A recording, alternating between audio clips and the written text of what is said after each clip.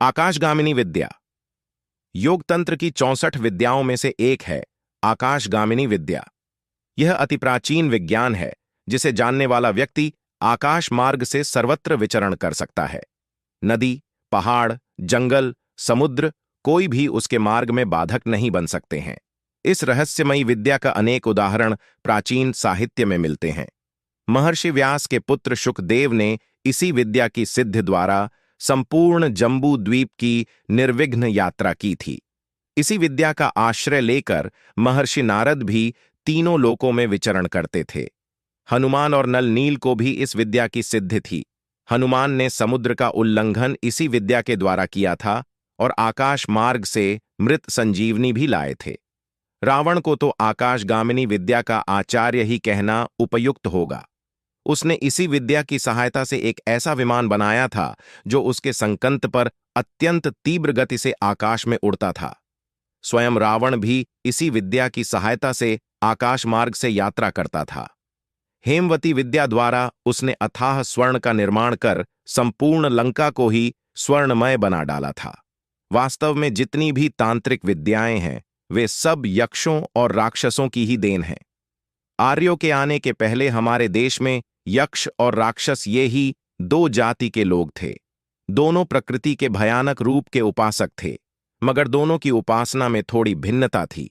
यक्ष जाति के लोग प्रकृति शक्ति को अपने अनुकूल बनाने के लिए बराबर प्रयत्नशील रहते थे, जबकि राक्षस जाति के लोग प्रकृति शक्ति के विभिन्न रूपों पर अपना आधिपत्य जमाने के लिए बराबर प्रयत्नशील रहा करते थे। दोनों के इसी प्रयत्नशीलता के फलस्वरूप नाना प्रकार की तंत्र विद्याओं ने जन्म लिया और उनके विज्ञानों का भी आविर्भाव हुआ समय समय पर। तांत्रिक विद्याओं में एक पारद विद्या भी है। पारद को बांधना असंभव है। उसको बांधने की क्रिया को रसबंध क्रिया कहते हैं। रावण पारद विद्या और उसकी रसबंध क्रिया से भी भली भांति परिचित था। रसबंध क्रिया से भी भली भांति परिचित था। रसबंध क्रिया के आधार पर उसने पारद की एक ऐसी गुटिका तैयार कर अपनी नाभि में रख ली थी जिसके प्रभाव से वह जरा मरण के भय से मुक्त हो गया था। ऐसे सिद्ध पारद को अमृत कहा गया है। नाभि जीवनी शक्ति का एकमात्र केंद्र है, इसीलिए गुटिका को रावण ने अपनी नाभि में रखा था। रावण की मृत्यु तभी संभव हो सकी जब तक राम ने अपने तीसरे बाण से गुटिका को नष्ट नहीं कर दिया। दूसरी शताब्दी में भी आकाशगामिनी विद्या के जीवित रहने का प्रमाण मिलता है। उत्तरी भारत के आर्यावर्त प्रांत में नाग वंश के अनेक प्रतापी राजा हुए। इस अवधि में जिन्होंने इस रहस्यमयी विद्या को पुनर्जीवित करने का प्रयास किया, उनमें अहिचत्र, वर्तमान रुहेलखंड के राजा वासुकी के असाधारण प्रतिभाशाली पुत्र नागार्जुन का नाम प्रसिद्ध है। नागार्जुन के गुरु थे पदलिप्त। पदलिप्त ने नागार्जुन की रसायन शास्त्र में पारंगत ही नहीं किया, बल्कि आकाशगामिनी विद्या भी बतलाई उन्हें। वे स्वयं आकाश मार्ग से नित्य तीर्थ यात्रा करते थे। उन्होंने प्रसन्न होकर नागार्जुन को आकाश गमन विद्या से सारे रहस्यों से परिचित करा दिया था। भारतीय रसायन के इतिहास में नागार्जुन एक महत्वपूर्ण नाम है। पारद विद्या के दो महत्वपूर्ण अंग हैं, तारबी और हेमबीज। प्रकारांतर में इन्हीं दोनों को तारक विद्या कहते हैं। जैसे हेमवती विद्या स्वर्ण निर्माण से संबंधित है, वैसे ही तारक विद्या है आकाशगमन से संबंधित। दोनों में पारद का प्रयोग है। पारद का पर्याय रस है। आकाशगमन योग द्वारा तो संभव है ही, पारद सिद्ध द्वारा भी संभव है। नागार्जुन पारद विद्या के झांता तो थे ही, इसके अतिरिक्त तारक विद्या और हेमवती विद्या के भी प्रकांड विद्वान थे।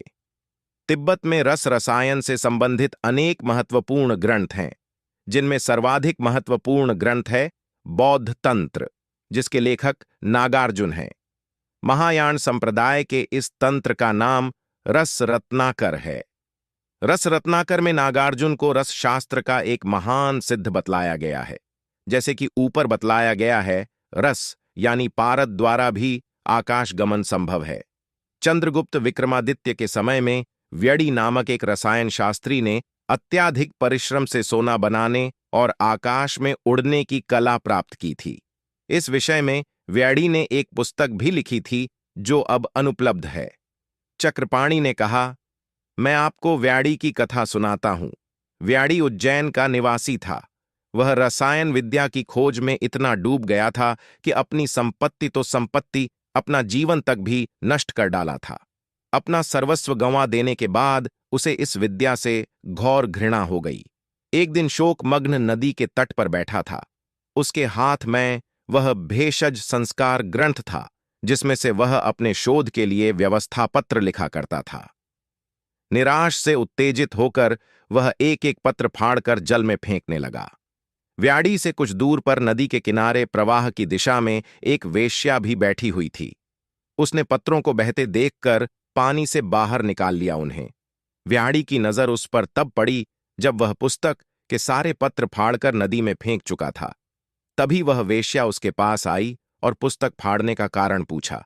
व्याड़ी ने सारी बात बतला दी और अंत में कहा, घोर असफलता के कारण मुझे इस विद्या से घृणा हो गई है।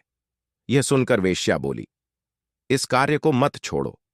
ऋषियों का ज्ञान मिथ्या नहीं हो सकता। आपकी कामना की सिद्धि में जो बाधा है वह संभवतः किसी सूत्र को ढंग से न समझ पाने के कारण है। कोशिश करने पर वह बाधा अवश्य दूर हो जाएगी।